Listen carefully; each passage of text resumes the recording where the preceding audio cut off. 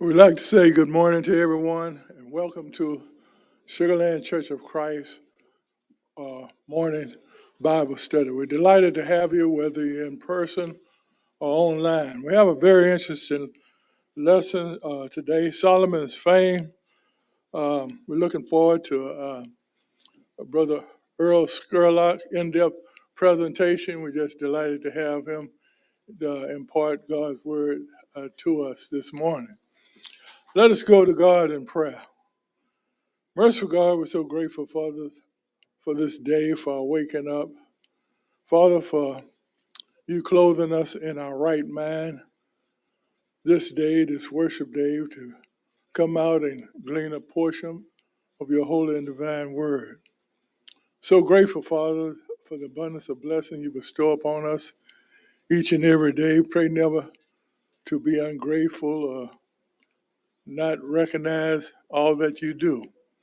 And Father, because of our love for you and appreciation, we're just grateful to approach your throne of grace, Lord, petitioning you not only for the challenges that we face, but just being among us and guiding us and directing us through your holy word. Bless Brother Earl Scurlock as he impart your truth in such a way, Father, we'll be able to listen and make application to our lives. We know that you not only comfort us through your word, but you direct our lives, and your intention for us is to be molded in the image of your Son.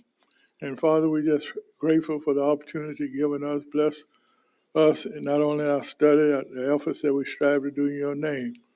Forgive us for those things contrary to your will. And we like to pray for those that are sick among us, those that are mourning.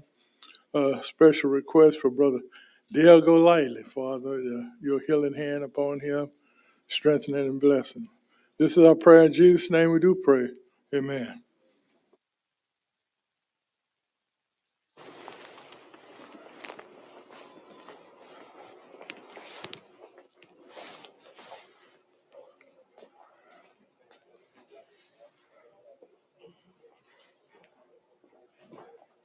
I'd like to say good morning to everybody. It's good to be here and to see everybody out in the morning, especially when Charles come up first. It's always been giving me comfort for those who are been a long time with us to give me support when I come up here, that I can feel better.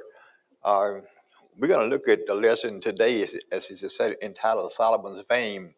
But a few years ago, there was a radio TV personality named Paul Harvey.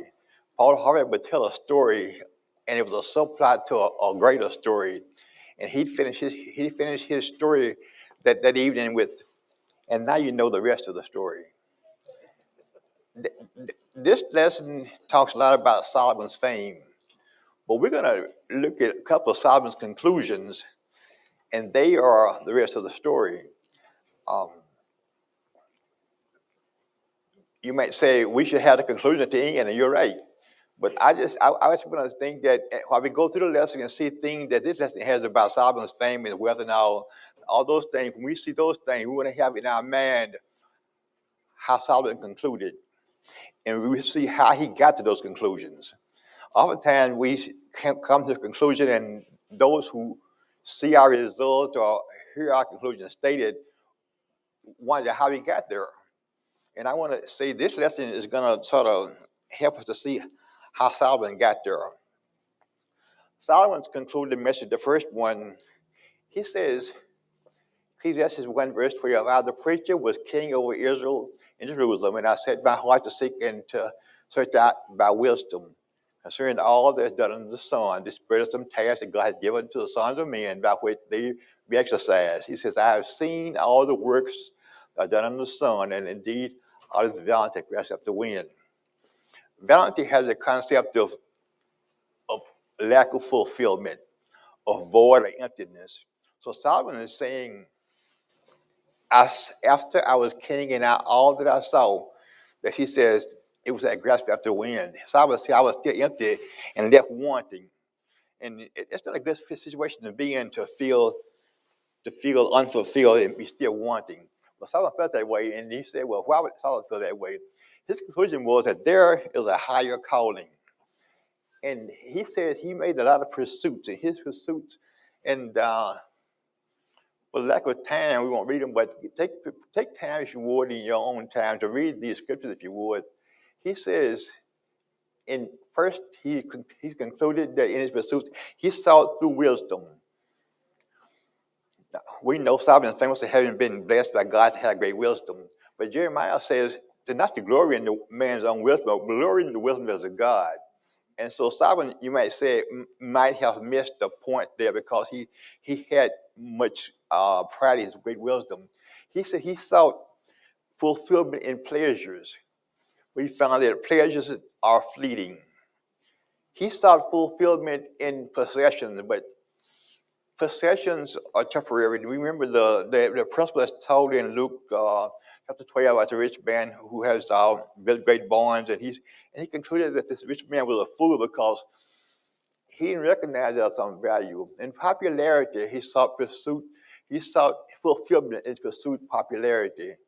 And you should have stopped me when you want to come in, because I tend to look one way and don't see you. So you just stop me. Go ahead, Yeah, Charles. I just wanted to make the point on the previous slide. Okay.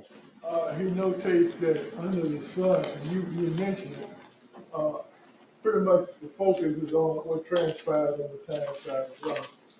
And, but as you said, for the end, he began to recognize that what we do and the things we pursue in this life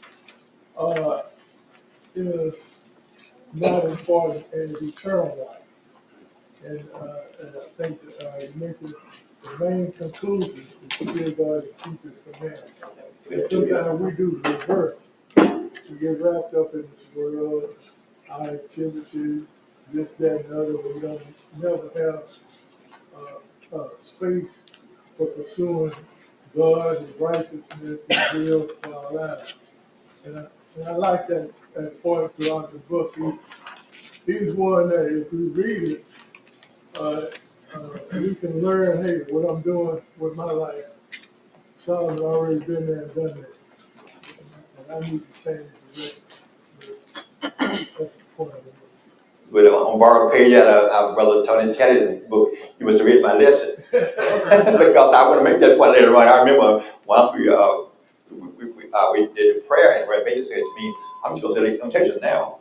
So when you encapsulate that entire lesson, and it's a conclusion point that this book encapsulated. Michael. I'm going to echo what Brother Charles Smith was saying. When you think about Solomon, he almost represents the epitome of all of what we could be pursuing. You know, there's all this talk about purpose-driven life, and you know, you see a lot of marketing that happens to people about, you know, chase what matters, bank slogans, and all these things. People are pursuing all these things, and Solomon was blessed to have it. He was blessed to have all the riches a man could have, all the wisdom a man could have, and the space and time to try whatever he wanted to try. You know, Elon Musk, we see him doing all kind of crazy stuff. We see people in the world doing all kind of crazy stuff. But the conclusion that Solomon made was fear God and keep His commandments. That's the only thing that has some substance and that will carry you from this side of life, you know, to the next. And I think that we know about Solomon, but we don't do justice, you know, to what he represents and what God used him to kind of speak to us. Yeah. One of brothers saying is right before that verse, there's a verse that Solomon said, I always remember that because when I was in school, you know, college part, especially around how busy when you have to all these tests and stuff. Making many books, there is no end. Much study and the weirdness of flesh. I said, even back then, what he said back then is so true today. Yeah, I remember Carl Kirkendall always quote that in his lessons all the time, very often. And we look at those things in the light of today's lesson. As I said, this lesson helps us see how Solomon got to this conclusion. Because oftentimes we get to conclusions, but we don't really know how he got there. We said earlier he saw through wisdom, he saw through pleasure, he saw through possessions. He said he saw through popularity. And I said, in popularity is like fleeting. Shakespeare wrote in Macbeth, he said, life is a poor play that fifty first on the stage. He says it's a poor play that 50 hour on the stage. And it's a tale told by idiots full of sign and fury, signifying nothing. Everybody has his 50 minutes of fame, but once you're gone, nobody remembers you. No, so even popularity is great to have, but even popularity, it doesn't last. When Solomon sought for, and the point that I think Charles was making, also Michael was making, he says he sought when he asked God, he says, 1 King chapter 3, he says, Lord, you've made your servant king instead of my father David, but I'm a little child. I do not know how to go out and come in. Solomon sought wisdom to lead his people. Verse 9. Let's look at 1 King 3:9. Gotta get through, but let's look at 1 King 3:9. Because Solomon asked to it, and I've always admired his request, and I think everybody should admire his request. But when we look at his request, didn't really speak to what he needed to have.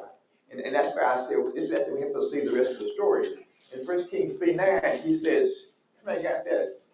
So give your servant an understanding heart to judge your people, to discern between good and evil.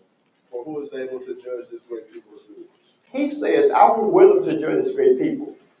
And he did that because he said, all the men of all nations from all the earth who heard the wisdom came to hear the wisdom of Solomon. So he was able to be a proper king. We noticed that. So we're good, right? We think we are. Let's look at the next one. Look at the next one. Solomon had wisdom, and as I said, we think we're good. But then in 2 Chronicles chapter 9, he says Solomon surpassed everybody in wisdom and riches. And riches. He says in 2 Chronicles 9, in the day blessing, that Solomon had these drinking vessels of gold, and all the vessels of far as 11 was pure gold. And we say, well, okay, the difference his vessels being of pure gold, what do you see in that? He said he saw silver was nothing outside a paper plate or something. He wouldn't even wear up silver. What do you think about that when you say his vessel was all of pure gold? And he said the vessels, he said, was from the forest of Lebanon. Any significance in that? Well, Yeah, it also mentioned that he said, as he was evaluating, he was analyzing, he was setting his part to discern these are things being pursued. And he wanted to evaluate his true work. And, not only gold and silver, music, everything he excelled at, concubines. And so I would think that he was going through an assessment. He was putting it before him and trying, okay, everybody else is running this way. Let me look to the top of the line and do my analysis. I think that's what he's doing. yeah, this is how we. I see Solomon after a while got so prideful and boastful. He saw it that all that he had now was his from himself, not from God anymore. In the beginning, it was what God had given him. But as the years go by, it was what he had obtained on his own. He became prideful, boastful, and wanted to excel above everybody else. It was above everybody else. Everybody came to him, everybody looked to him. He was in a world of his own. It was all about Solomon. That's a good point. We'll get to that. We'll explore it a little bit more later on. I'm simply at the words I'm speaking of, the desires of his heart. That was the whole situation in it happened. I see it happening. I think we need to. I think he's trying to make a point when he said the goal. Like I don't know about all the available what do you call it metals, but it's phenomenal. About excess. He thought anything less than the best was just rubbish. I'm saying it's a mindset. He said he got 40 from 11. I don't know about right what they use. Buildings. There are some woods better than other woods. And he said he got the trees from forest of Lebanon, but that was the best forest. He wouldn't go to East Texas to get a trade. You know what I'm saying? But so Solomon, this man said, how he got the way he gets to 12, how he got there, but he thought, Scripture said, about himself, he wanted to have the best of the best. And everything else was just rubbish. It was by him. And so he went to the best place, he got the best thing. Anything less was not good enough for him. And then we look at Jesus' assessment of Solomon, and he said in Matthew 6:29, the roses of the field, he said, Solomon not arrayed like one of these. Well, how it is in the field arrayed? What point is Jesus making about Solomon's opulence, or Solomon's excellence? What point is Jesus making in that just that scripture alone? That what God gives you is greater than what man could put together or what man sees as pleasing. Solomon was so wise, but I wish Solomon could have heard what Jesus said about him, about how the world is arrayed when they have God. Strauss mentioned earlier, one of the conclusions was to conclude the whole matter, fear God, keep his commandments, his whole duty to man. I wish Solomon could have heard that. Jesus said that nobody, not even Solomon, is arrayed like these lilies. And that's something that has a greater meaning that I think that Solomon would have known in this day why he lived. Which is today's lesson, the Queen of Sheba came to see Solomon, and she came from a great distance, and I don't know where she came from, but some people say she came from Ethiopia, some people came from Yemen. I don't know where she came from. But Jesus said she came from the end of the world. But the world was a very small world back then anyway. She came a long way to see Solomon, and to hear his wisdom, and very likely to broker treaties or to strengthen agreements, that kind of thing. So Solomon was there, and people, everybody, as scholars say, everybody came to see Solomon. And that in itself can be a little bit, how you say it, for lack of, I don't know how to say it, pride enriching, if that's a better way, I don't know how to say it. But anyway, so she came to test Solomon's wisdom also. And the Orientals considered being able to solve riddles is like a gift from God. It was only God can consider wisdom. So Solomon was considered in this day like a god to them because he could interpret wisdom, he could interpret riddles and such. It's just important in the Orientals that day because I remember Samson was asked a riddle. He said he gave you 30 changes of arms and 30 sheets if you just saw this riddle. So solving a riddle was very important to them because they showed a great deal of wisdom, intelligence. And all this I'm saying is because we're trying to get the rest of the story. Conclusion, how he got to his conclusion that fear God was the whole do your man. Okay, so the queen saw him and she was impressed with everything around him. She impressed with his household staff, his anyway, he built the God's house. She impressed with, he said, Solomon, the people are just blessed to have you in their midst. I'm saying, how many sense does kind of make you feel just that this, man, they should be, they ought to have you around the throne. You said, hey, I feel good now, I'm good. And so flattery can cause us to get our thinking a little bit off too sometimes. So she flattered greatly, and she said, even God sent you the blessing to the nation. And then the people gave tribute to Solomon. She gave him great gifts. She gave her gifts. But neighboring nations gave tribute. And we see the word tribute, we generally think accolades, compliments. But because of Solomon's position, and he gained a lot because of David's conquest also his own, these gifts many times took the character of taxes and taxation, the excessive of the pose. But nobody complained because he was powerful. So it's very likely he imposed taxation. They think that word, Robert Charles. Yeah, I just wanted to mention, she also observed that his staff was happy people. And that's coming from a leadership point of view. That's hard to do. To have all the people that works for you happy. And I think that made a good impression on her too. Because he excelled in that area too. I don't know. In the country, we call it a term called bootlickers in the country. You heard of bootlicker before?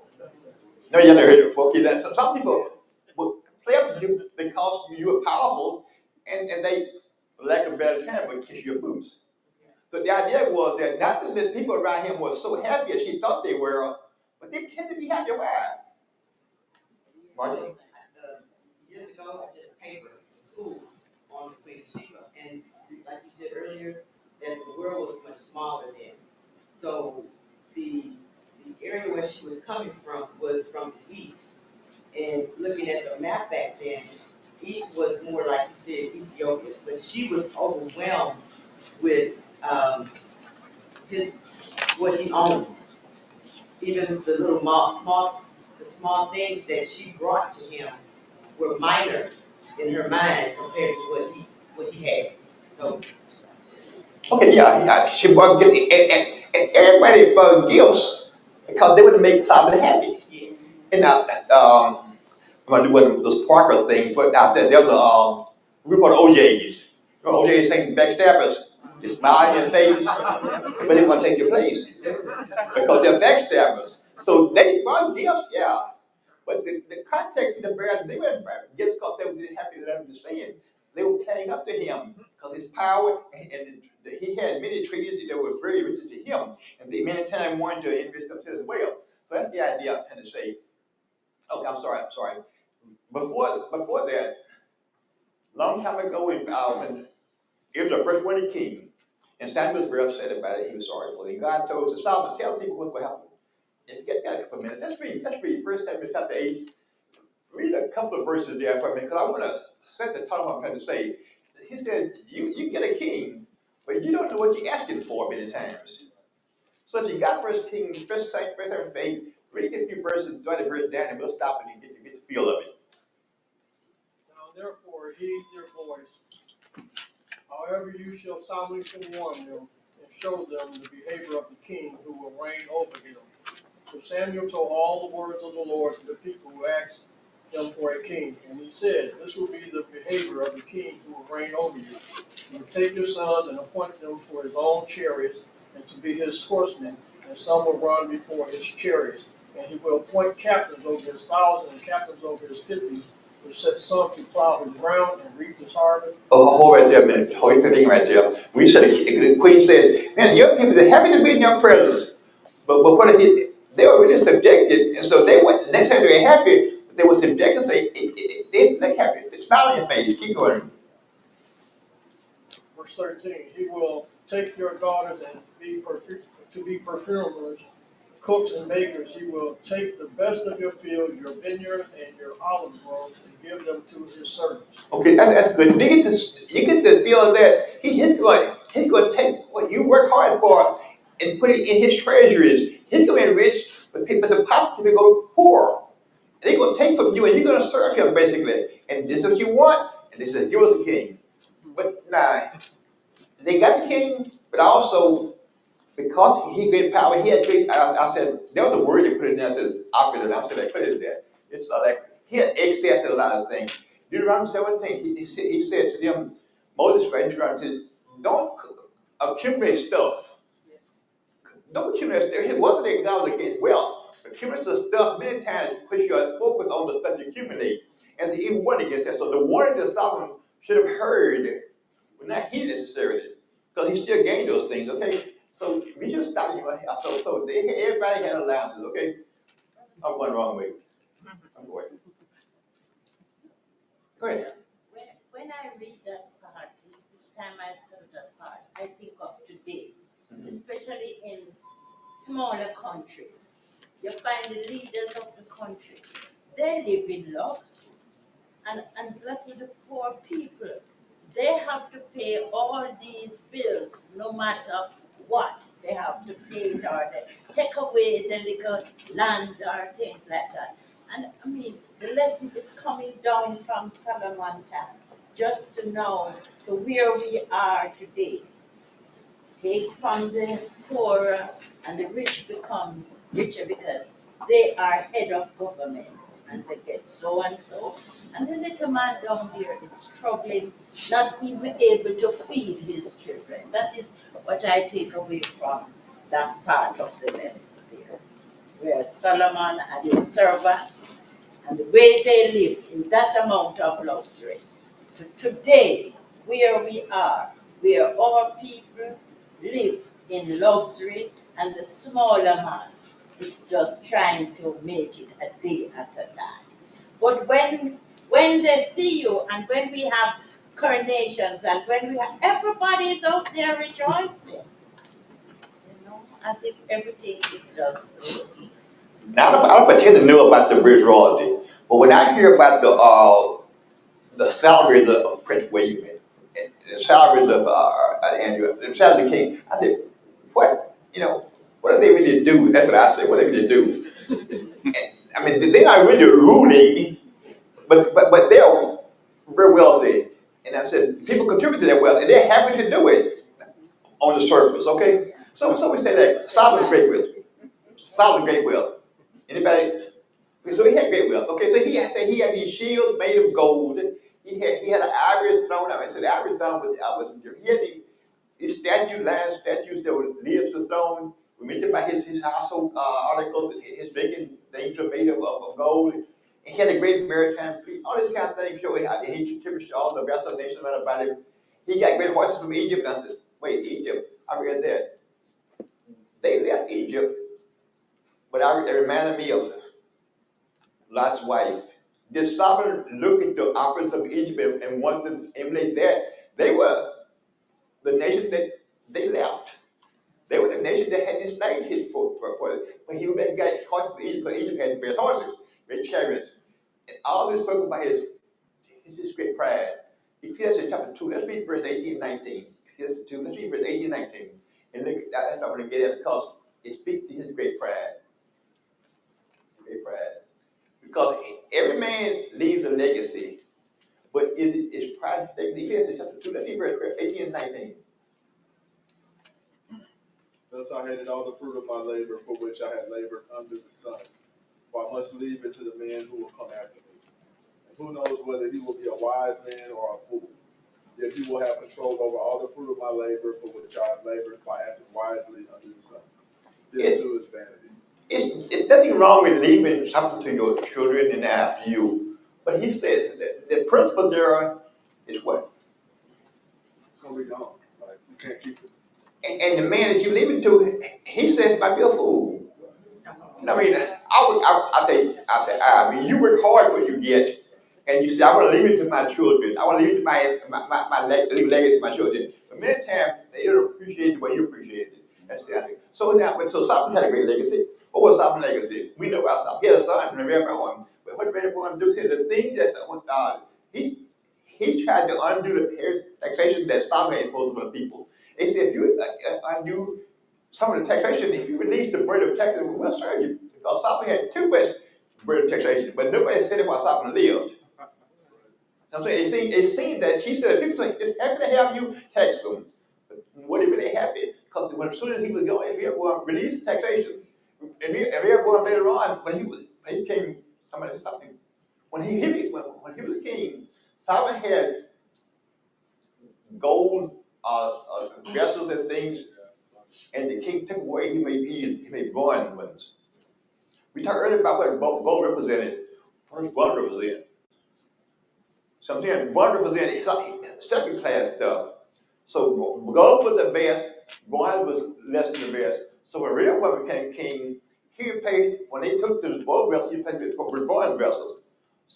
So, I mean, that's a lesson there that he's taking second class stuff because he wasn't important to keep the high first class that Solomon did. So we look at that time to see. So I think it's important to look at the legacy that Solomon left. Okay. So Solomon knew about people. We know he asked God, let me know how to rule this great people. Will to rule the great people. He had favorite treaties. He had great trades, all those kind of things. Very wisdom. So we do a lot about Solomon. He left great proverbs for us.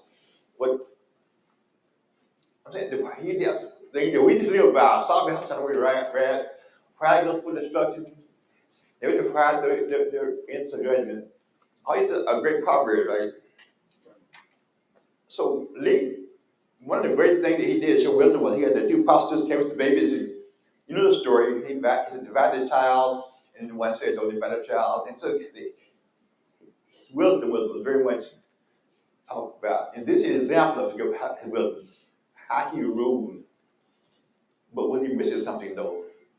His father David was We talked about him a few weeks ago in the matter of Alphon and Donald. So he was wise and living in, I think you said earlier, this world. He was wise living in this world. Was Solomon preparing for eternity?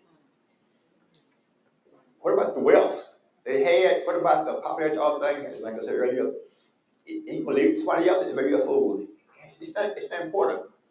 Okay, how does this look on us? How does this look on us? The principle we try to apply, how does it look on us? Oh, Yeah, in the first point you mentioned about vanity and chasing the wind. And chasing the wind, some translations summarize what we do. I know you've been in the country. I think those daffodils, as kids, you run after the fireflies, and but when you chasing the wind, you chase. I mean, what are you chasing? Something that's really nothing. But you have mindset, and that's if you look at us today, and you mentioned about how what happens if you leave it to the fool. That's chasing the wind. Everything we're doing is going to perish or we're going to leave behind. And so what have we accomplished? Nothing. That's the wind. But that's the mindset that this world is all about, chasing the wind. And you can't take nothing with you. okay, the point when I say how does it look on us, I would say the spiritual lessons of great value, application of them is what we want to get. So we see Solomon in his great wealth when he did. We see Solomon great how he way with to lead the people and kind of thing. But then we look at his conclusion. I'm saying, how does what he did look on us? Michael, did you say something? I'm sorry, you Roger. Why do y'all have Yeah, you go ahead. You sure? You go ahead. I was thinking about the question of why they're living in this world but eternity. And there's no doubt in my mind that Solomon knew God's law because when the dedication of the temple took place, God came to him and he had told Solomon straight out, you do this, you do this, you're okay. But you don't, I'm going to level the face of the ground. And so at the end of the day, and all that he accomplished, we know he lived lavishly. He lived to the point to where he allowed other gods to come into his field. And so at the end of the day, he knew God's law. And at the end of all that, his comment was, "Dear God, and keep his commandments." Now, did he do it? And I think he, to a point, did not because he allowed too many other gods and the wide they had come into life, and I think they almost oversaw it, to the point where God is in the final judgment. But that's a good question. Why is he living in this world but eternity? Did Solomon prepare himself for eternity? Because we do know that he did at some point in time violate God's law directly by allowing other gods into his life. Through those women. And so I would say, I can't, but I'm thinking in my mind, he might not prepare himself anymore. Because he's accumulating information. He was wise. He was. And we said wise, I think that our best word for that was intelligent. Because application of knowledge and data, different things that collected data. Michael, did I get you, Dave? Yeah, I guess along the lines of what Brother Smith and Brother Anderson is saying, when we look, the direct relation to us is we fall victim to the same thing. Like if we allow ourselves to follow the world's track of, go to school, get this degree because it's gonna put you in the best position to make the most money to be able to set up your family and leave a legacy. Like as Christians, we can easily get wrapped up in that and miss that as Christians, we should be living by the Spirit, same thing from God's perspective. And it's not about this world, because this world and everything in it is fleeting. Like we should be preparing ourselves for eternity.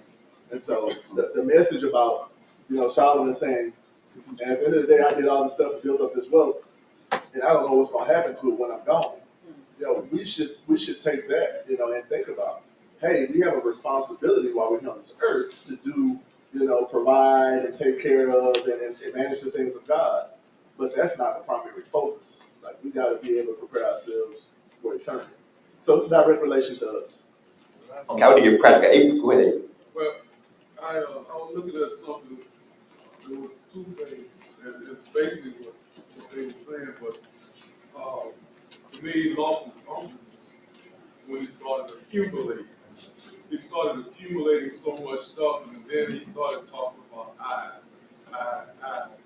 And when I look at, it was something that was said that I never forgot, that if you go out and have a hammer and you go build a house, how would a hammer turn around and say, look what I do? And so there's a bigger purpose that we're here for, but God gives us stuff for us to take care of our business. But if we make that number one, and we start thinking that I did this, it kind of correlates with Solomon. One day I was in the bank, and a little guy came to me. He said, Scurlock, my dad's a great man. And I was kind of taken aback. I said, yeah, I think so too. I've never done it. I said, and I thought, what does that say about relationships? What's his legacy? Did Solomon leave a legacy so very one can say, my father was a great man? When I say, what did how they look on us? See, we have like a vendor directory in the Church of Christ. If you want to have a Christian plumber, look at the directory. I mean, if you want to have a Christian district, look at our directory. So we got that directory there. But do we have a directory say, if you want to know how to be a good father, call that man. You want to be a Christian mother, call this person at the directory. What are we saying? How they look on us? Solomon had knowledge. Okay, Solomon had knowledge, but I want to do one last thing. Okay, one last thing because I feel like I'm to go. Because the important thing to discuss is this one question, I think, at the end. Yeah. Let's discuss this for a minute, then I'll be through. Why do you think the scripture went to great detail and enumerated Solomon's wealth? The gold, silver, wealth, material thing meet to God. When we today we talk about his drinking vessels, his throne, all his places surrounding him. The great ship that he had could go to Tarshish, the end of the world. Everybody came to him to see that great wealth. Yet, if they don't mean anything to God, why the scripture goes to talk about that? Scotty. Solomon left a legacy of earthly wisdom, earthly knowledge, wisdom, knowledge, and understanding. But they were all earthly. Nothing was heavenly. After a while, God was not part of Solomon's agenda. It was to get in earthly wealth, and that is all he left. Wealth. Because in the last part, you did not hear about that when he began, about praising God and the temple worship or anything about Solomon. It was all about people worshiping Solomon. So we have to be careful that we don't get people to be seeing us as there and forget about God. Even our preachers, we have to be careful that we don't start worshiping our minister and our elders and forget God. And these are some of the things that I see as the legacy that Solomon is telling us who we should worship. Is it the things? Is it the building here, the beautiful building? Is it the word that is going, preaching to us to make us better Christians? Or because Solomon did not leave any Christian legacy for his children. Yeah, I was gonna say it's beautiful. Just the way the Bible was just put together. But when you think about Solomon and you think about all the things that he had, and you think about just the Old Testament in and of itself, just here for our learning and our teaching, you really get to see that yes, God allowed Solomon to have all of these great things. Even the children of Israel, when they were marching towards Canaan, what they were looking for was It was going to be the land of milk and honey. They was going to be able to come and take over, the people. They was going to have land. It was themes, It's like Solomon, he had themes. And so back then, that was what, had them believe God is so good because he provides for us in these particular type of ways. But when we think about it, Solomon in Ecclesiastes, he got to really show us and teach us a lesson that, listen, I had all of those things for me to the greatest level, and it still was all vanity. And so us now as Christians, today, it's not the riches, it's not the gold, it's not some land that we're waiting on. For us, it's amazing to see the lily, like Christ said. They're just there in all their splendor. They're beautiful. They have everything that they need. We don't know why they look the way that they look. We don't know how they get what they need. We don't know any of that. But we know that it's God. And so what we have to be able to understand now today is that God is all that we need. And what we're looking for is not here. You got to experience what it was here and having those things, but now you get to learn that those things are really nothing. And what you really want to experience, what you really want to see and strive for is what's in heaven. So this lesson, last lesson series, and I said, it did talk about all that stuff about how many horses he had, how many chariots he had, and how much gold. And I said, well, why is that? We need to see that people had things, and Solomon had the things to the utmost, but his conclusion was to visualize his memory. That's the rest of the story. Yeah, Brother Charles.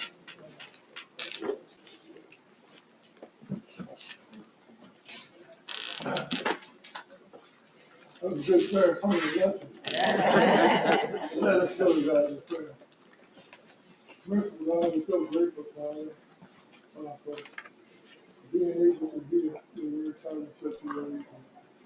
All day, a greater value for life, spiritual life. And just praise, Lord, our mind be stayed upon you and not the things of this world. We pray to have singleness of mind and heart as we serve you. And just pray continuous blessings on Brother Earl and all our teachers, leaders, and members. We're just grateful for all that you do for us, to do us for those things contrary to your will. In Jesus' name we pray. Amen. Amen.